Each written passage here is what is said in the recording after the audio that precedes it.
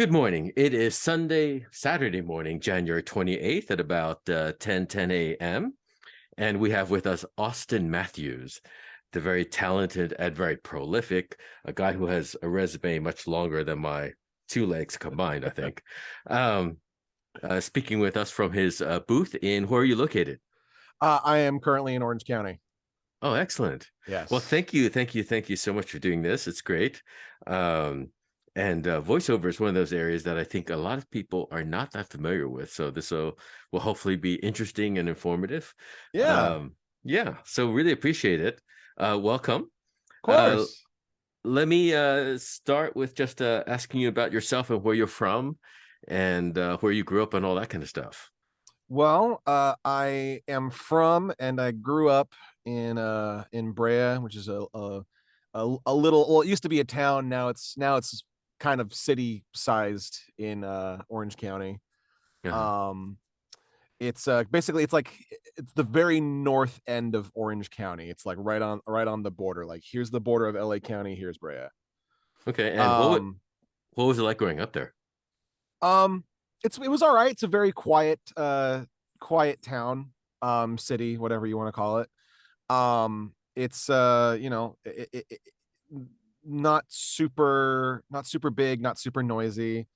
Although recently there's been a lot of street racing at night, so Oh, it yes. does tend to get kind of noisy because I live right on the street where all of the racing tends to happen. Oh, wow. Okay. um so yeah, there's been a lot of that, but other than that, like it's pretty quiet. We get a lot of wildlife because we're like right on the edge of a few Preserves? like, yeah, well, not preserves, but like a few like parks. There's like a lot of parks around here. Okay, that's cool. So Yeah. there tends to be a lot of wildlife that comes through here. We get a lot of coyotes, a lot of rabbits, a lot of we get deer, we get stuff like that through Oh, here. that's cool. Okay. But yeah, it's a nice place. I've always really liked it here. Oh, that's Um, great. Okay. yeah. You're a true Californian. You always have Yeah, to you always have to call it when you spot it, right? yeah. Um, Yeah, I like living in California, yeah. that's great. Um, how did you get into the voiceover field? What got you interested? Well, what got me interested was, for one thing, internet cartoons back when I was Uh-huh. younger. Mm-hmm. But the big thing was actually SpongeBob. I really liked SpongeBob, and I used to watch a lot of the old cast commentaries and the documentaries where they talked about what it was like recording in the booth. I'm like, I think I want to do Oh, that, and I that's didn't cool. for a Yeah. long time. And then when I turned 18, well, I literally like the month before I turned 18, I was like, I think I'm going to try this. And so I auditioned for something online. And I ended up Hmm. booking, I think, 5 out of the 6 characters that I auditioned for. And I was like, maybe I should keep doing this. That's really great. That's Thank really you. fabulous. I mean, sometimes for some people it takes a very long time. Yeah. And like I'm an actor, but I'm an actor that happens to do voiceover. So I auditioned for a long time with only like some random bookings here and there. So Yeah. um yeah, that's really great. Did you do a lot of characters and voices when you were young? Oh yeah, absolutely. Like to the point where I would like get in trouble for it. Like I did that a whole lot. Like when I was really young, I tended to imitate just everything around me, and try uh, and like emulate it vocally. I watched a lot of cartoons. I still watch a lot of cartoons. I don't watch mhm. a whole lot of live action stuff, just because I don't know. There's just something I'm always drawn to cartoons more than anything else. Because I live in live action, so it's like I want something that can stimulate me. But yeah, That's I really used to good. always do lots of like impressions of cartoons. When I was really young, the first like celebrity impression I ever remember doing was I did Steve Irwin, or I at least tried to when I was younger. I don't know if I could anymore. But it's what taught me how to do the Australian accent. It's still my Oh, favorite okay. accent to do. Um, because I there was a character I play in a show called The Beach Buds where I finally got to use my Australian accent. I play this character named Alejandro, and he's this big bird. This is like he's got a big bird. He's got like a top knot, big old poof. He calls it. Um, and when I finally got to do like the first accent I ever learned how to do in the booth, I felt so accomplished. I'm just like, the circle as many times. You're complete. It was a nice moment for me. That's actually Yeah. really great because if you do this and you sometimes one of the hardest thing I think as an artist is to practice this stuff, and you just never know if you're ever going to get to use it, right? Or if you Yeah. do acting exercises, like when am I ever going to do this, right? Yeah. There's a Um, lot of that where I've just been just like, I want to use this and I can't. And like it's all a matter of, if you get the opportunity to do so.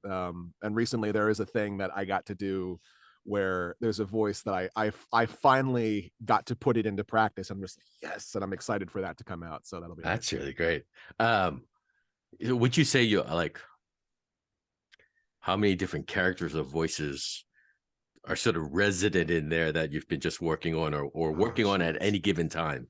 Like, I know they come and go, right? So, like, Yeah. are we just ballpark? Like, are we talking 3, 7, 10, There's a 15? lot. I don't. It's a big number. I don't know Okay. if I could put like an actual like number on it, but I'm always like kind of like coming up with voices, and there's a lot that aren't on my resume yet. But yeah, no, Fingers crossed, right? Yeah. yeah, there's a lot that I've been doing because like not just like my own voices, but like impressions and stuff like that. I've been doing Uh, that, so I've always got like something new that I can do. And I'm still always finding like the other day, like I found a voice. Um, God, I don't even remember how I was doing it. I want to say it was like up in here. Oh yeah, oh, it was like this kind of voice. And I started talking like this. And I was talking to my fiance and I was like, "Hey Riker, do I sound sexy to you?" um, that's great. and he was just like, "No." Like, oh come on. Oh, you mean this doesn't get you excited? Oh, it doesn't get you excited at all, does it? Oh, okay. That's really great. So, and then so just because I always find the creative process very interesting. Mhm. So, are you like you hear a voice and are you working on it for a couple of days? Or are you working on it for like weeks, or and or like you do it a couple of weeks and put it away and go back, or how does that work? It depends. Like if I find that I really like the voice, I tend to bring it out for a few weeks and so I can like really shop it. But sometimes it'll just be there for a day. I'll play around with it and just be like, okay, I'm putting that one in the back pocket. I see. But like yeah, like there are times when I will like latch on to a voice and I will continue to do that voice until it annoys the absolute crap at everybody around me. Your friends must love you, right? Yeah, no, I'm definitely my mother's favorite son. I'm her only son. That's really great. So you're constantly practicing, which is great. Yes. By the way, did you ever think of doing this like in front of the camera? Because people love impressions. I've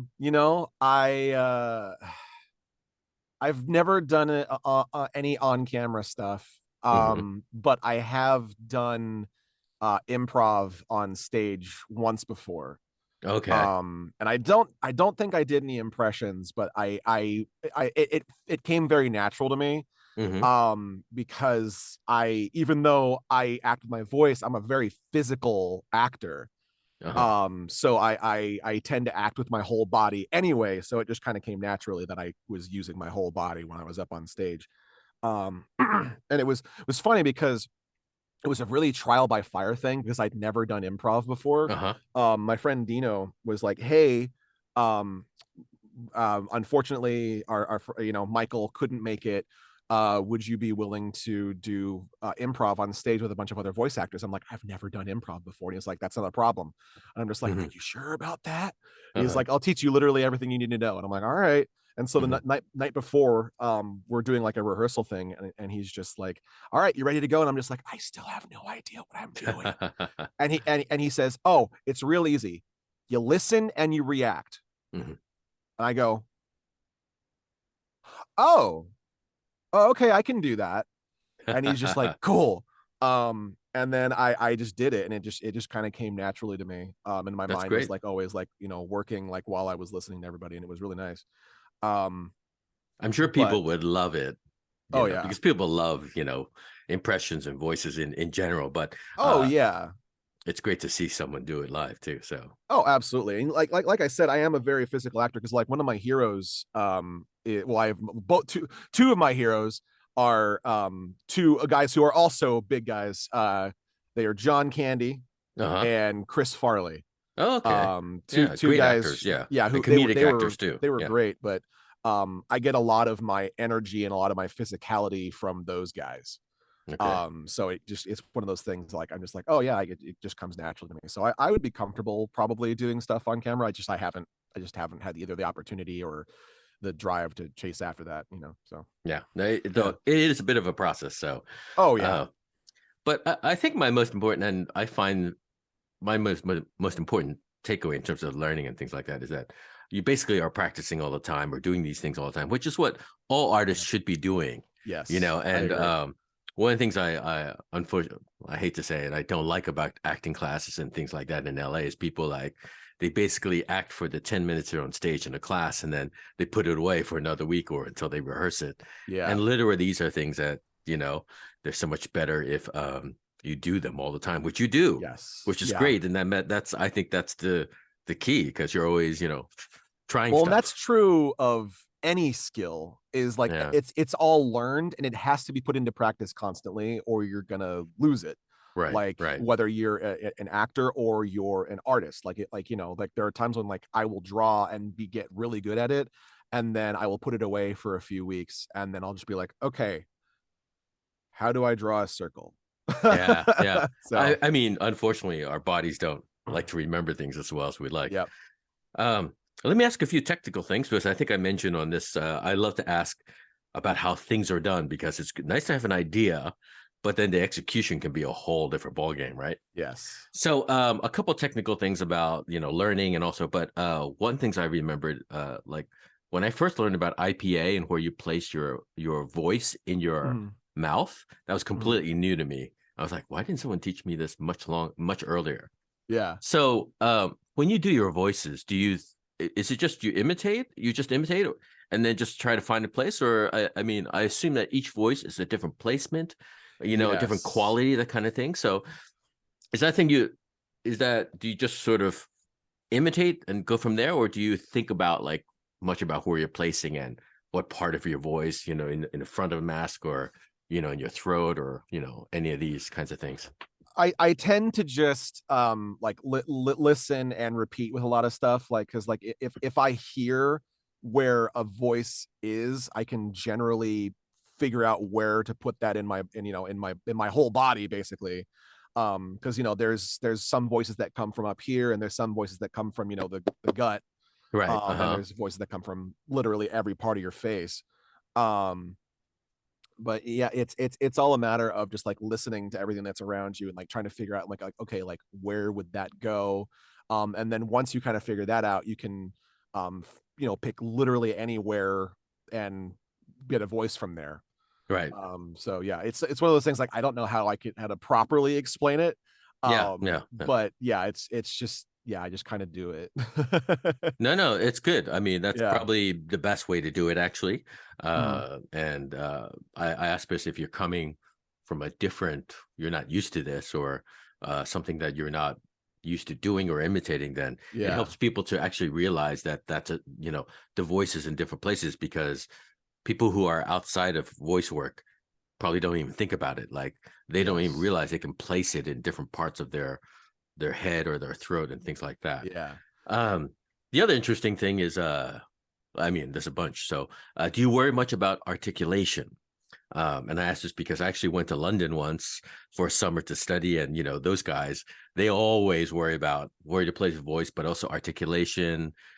How much for their different accents and so forth. But um not Not really. I don't put okay. a whole lot of emphasis on articulation because it's never been something that's been too difficult for me. Mm-hmm. My biggest thing is that I talk really fast. Okay. So a lot of the time I have to like mentally slow myself down. But Right. other than that, like I don't really place a whole lot of importance on my articulation because Okay. it's not something I've ever had to worry about. Okay. Yeah. Okay. I find when I talk too fast also, but in a booth, usually there's like too many words and then I flub the line. That's what Yeah. happens. I just like blah, blah, blah, blah. It's like, okay, sorry, can we do it again? Um, well, that's usually a telltale sign. Um, okay, so I asked you this before when we met in person, but how did you go about you do practice, but what else in terms of classes, training, these kinds of things? Let's see. Well, I took a few classes with Tony Oliver, who's a wonderful teacher. Okay. And I've taken some classes with a few other teachers as well. Bill Holmes is another one who I like to recommend to people, because he's one of those actors and teachers who can really help to what's the word I'm looking for, bring a natural read to a lot of things, especially for like commercials. He will help you get to a point where you're not reading the commercial copy. You can figure out a way to actually like make it sound like a conversation. Okay. And let me ask yeah. a dumb question. How does he recommend doing that? Because there's different ways. So I'm just curious if there's a methodology to it, let's say. Well, it's going to be different basically for every actor. But the big thing that he had me do was to really like take like, like a big, like a and like relax and just kind of like really get into like a place of just like I relax the shoulders, I relax everything. And for like a commercial read, I will like depending on the kind of commercial, like I think of a person, I think of a place, and I think about what we're talking about, and I find a way to relate that to myself. And this is mostly like a thing I do for commercials, not necessarily for other acting stuff, but it is something that can work for other stuff as well. It can work for really anything. It's just a matter, it all brings like a certain natural read to it, where like, like there will be like a commercial where I can't think of like an actual like product or like what we'd be talking about, but like I would like picture myself on the couch after a long day, just talking to Riker, my fiance, and just like just kind of like unloading, at the end of a day, and just like oh, how was your day, like stuff like that, so I can get that nice kind of quiet relaxed read to a lot of it. And so yeah, that's like the big thing that I do, is picture that sort of thing. Which brings up another interesting question, which is the difference between let's say a video, a commercial versus a video game read versus an animation. So you have some thoughts on like just generally, because I think again, if someone isn't familiar with all this, like I'm a more dramatic. I started as a film, TV, theater, blah blah blah, and so I find I have to I try to amp it up for a animation, or they always say for more commercial, it's like it has to be read with a smile. And when I first started doing, it's like, what does that mean? It's like, do I go like that all day while I speak? And it's like, no, but what does that mean when they say do it with a smile? So your thoughts on, let's say, what's specific about either a commercial read, a dramatic read, or animation, et cetera, et cetera? Well, it's all a matter of where you are mentally with it, because like with a lot of commercial stuff, like you will be like picturing yourself just kind of like either like at a table or on a couch just chatting with somebody. And then but with dramatic stuff, you have to put yourself mentally into those situations. And you have to find a way to relate it to yourself, even if it's the most unrelatable possible thing ever. And it's a lot of putting yourself into other people's shoes and getting those kinds of different perspectives.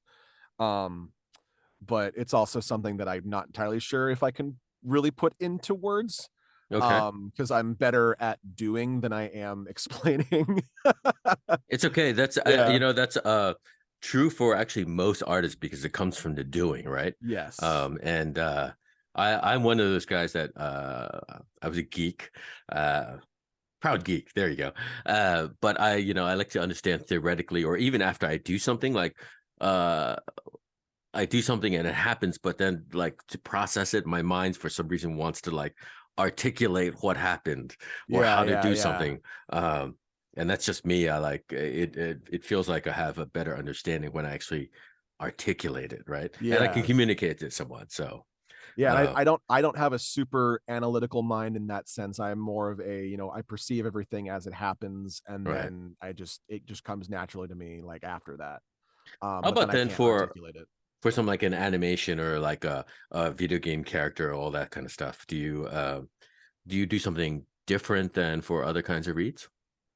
Well, yeah, again, it all goes back to putting yourself into those different situations, because obviously, like for like a cartoon, like when I'm recording something like the Beach Buds, it's going to be a completely different place that I'm in compared to like recording something like Final Fantasy 7, Uh, where like the Beach Buds is a lot more uh chill but also hyper real, so I'm constantly manic in a completely different sense.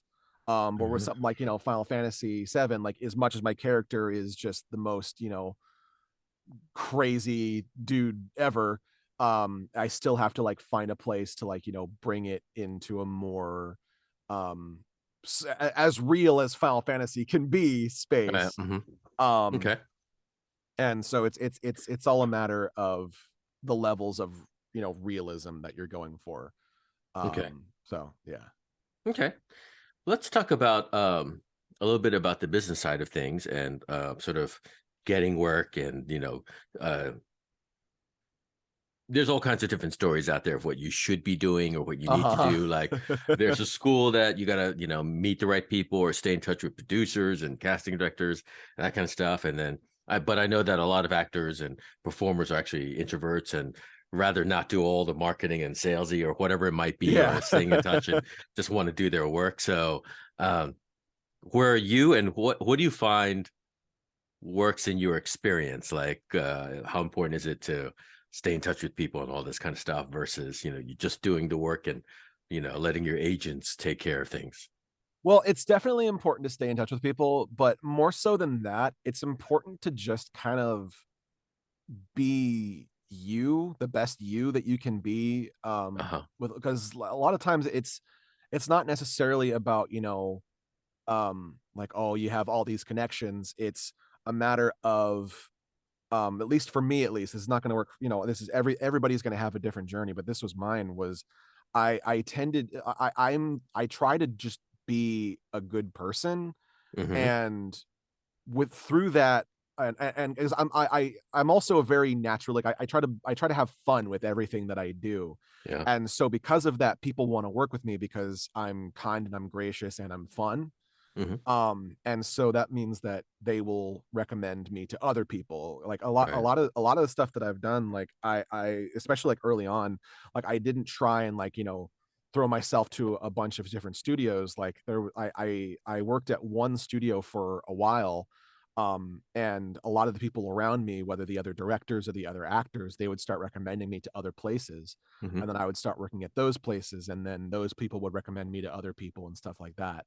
So a big thing with me is that I try and be a good person, and I try to have fun with everything that I do. And so a lot of people want to keep working with me because of that. Like they find that I'm fun, I'm good at what I do, and I'm also kind.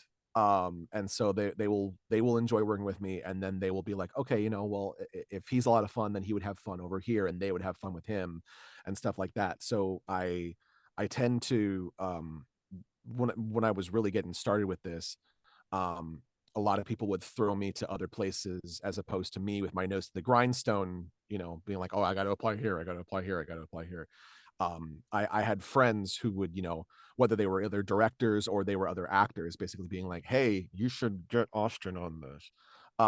Because I'm just a naturally like good person. I try and be, and I it's so And it's about being the I did notice when I first met you that you're really friendly, which is great because yes, uh, a lot of voiceover people are actually introverts and sometimes yes, don't want to be, even if you say hi, how you doing, and they're somewhere I've noticed somewhere a little bit just quiet or what do I say? But I'm sure they yeah, come alive in front of the microphone. But yes, when you actually but just say, "Hey, how you doing?" in a room, it's a yeah. different story.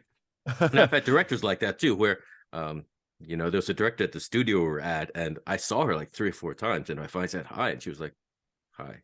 Oh, Yeah, oh, I every get I will get that a lot if I walk into a booth and be like, hey, how's it going? And everyone will just be like,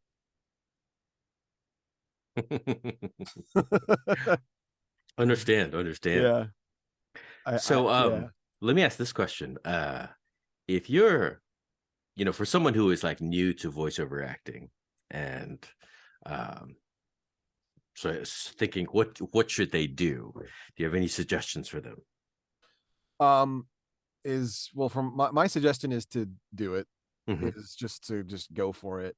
There's lots of, because of the time that we live in, there's lots of resources online that can help you get started.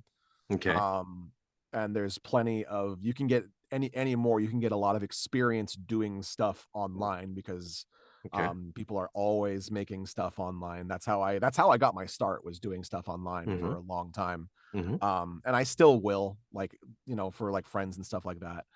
um but yeah, that's like a big thing, is auditioning for stuff. There's lots of resources online that you can go to. There's like the voice acting club, which is a place that has a lot of resources to like teach you like the basics and also where to Hmm. take classes. And they also have auditions and stuff there, and a lot of the auditions there are paid. Oh, I mean, okay, well, not that's the great. auditions, but like the roles are paid. Hmm. So it's not like you would be doing a whole bunch of stuff for free. Yes, there's obviously, like, there's a lot of stuff that's going to be volunteer work when you're just starting out. Okay. But with the voice acting club, a lot of the stuff there is paid. So you can at least get paid while you're having fun. Okay. But ultimately, like, a big thing is the having fun part. Hmm. Is the not doing it for the fame, not doing it because you're like, oh my gosh, I want to do this and I want to make all the money, because you're not going to make all the money. That's not how Yeah. voiceover works. um It's everything is a bit hard. So, yeah, yeah. it's difficult, but you have to make sure that you want to do it. You Hmm. have to make sure that when you do voiceover, like, it is like the most fun. It has to be extremely fun, or you're gonna burn yourself out. Right. And there's lots of times when, like, you're gonna have slow periods, and that's gonna make you be like, oh man, I want to quit because I'm not having fun with this and I'm not Right. getting cast, like, Hmm. but you have to be able to enjoy it to the point where you can get through those slow periods. Because even when you're a professional, you're gonna have those slow periods. Yeah. I, Yeah. I had a slow period recently. It was called most of 2022. Oh, wow. Okay. Okay. But the back half of 2022 was very Thank good. goodness for that project we were on. So, Oh yes. okay. We're going to run out of time pretty soon. So let me ask this. Yes.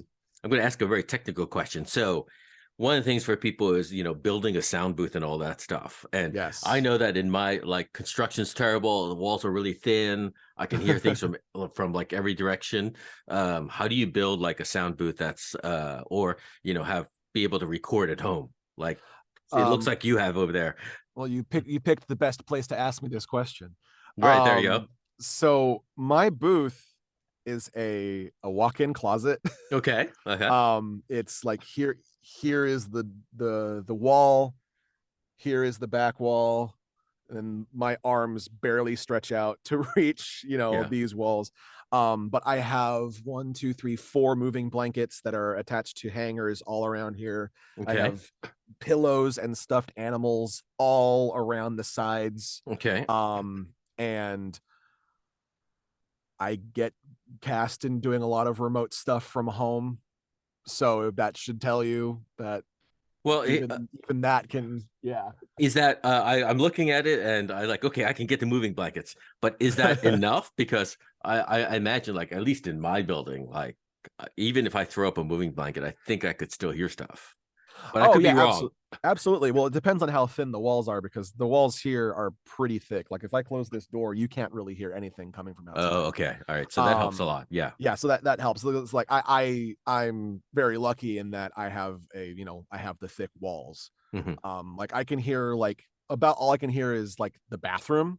Okay. But that's just because that's the wall right here. Right. But even then, instead of like hearing like the full on, calamitous flush, you'll just kind of hear, Okay. Okay. you'll just hear like that noise, and I'll just be like, hold up. Okay. Okay. Yeah. Okay, that's good. I mean, at least it's manageable, right? And do you have Yeah. a, Source Connect and ISDN and all that kind of stuff, or no? Yes. Okay. Yes. And how much does that run a month? Like $30 or something? I mean, like, I tend to, I don't I don't get cast in a lot of stuff that use like, you know, the pro stuff with Source Connect. A lot of times they'll have me just do Source Connect now, and then I run like the backup on my end. Okay. But if I ever do need something that needs like the professional version of Source Connect, I will just like, you know, buy like the 2-day pass, which I think is like $10 or $15. Okay. Which if you're, you know, if you're recording something that requires that, you're gonna be getting that money back. Okay. So yeah, like I don't usually do the monthly Source Connect stuff just because I don't need it that much. And I know that a lot of places will do IPDTL, which is like Source Connect but free. Okay. Or at least free for, you know, my end. A lot of the studios I think pay for IPDTL, but then the actors don't have to. Excuse me. It's okay. But yeah, so I don't, yeah, it's all a matter of, you know, when it gets to the point where I am going to need Source Connect Pro, you know, every day, I'll pay for the monthly. But if I'm using Source Connect Professional, like, you know, once in a blue moon, like, I'll just shill out the money when I need it. Okay, we're gonna lose our connection soon. We're gonna come to the end. We've got 2 minutes left, but thank you. First of all, thank you so much. Of course, thank you for your having patience. It was great. Great to speak with someone with so much experience and insight. Thank you. You know, it's true because first of all, I can tell, like, obviously you're very talented, and it's good to hear your opinion and how you do things. For the people out there, how do they find out more about you, or website, you know, whatever social media you have? Well, my website with basically all my social media is austinmatthewsva.com. You can find me on the slowly dying Twitter that is AMTRAXVA. That's where I'm at. I'm on Twitch at the same handle. I'm on Tumblr at it's just Amtrax, AMTRAX. I'm on Instagram, I'm on TikTok, I'm everywhere. Okay. So yeah. But probably the website's the best thing, probably, yeah, right? Website is the best because it has all the other ways to contact me. Okay. Well, thank you so much. Thank you for spending your Saturday morning with me. And thanks for the insight. And we'll sign off here. All right. Thank you so much for having me.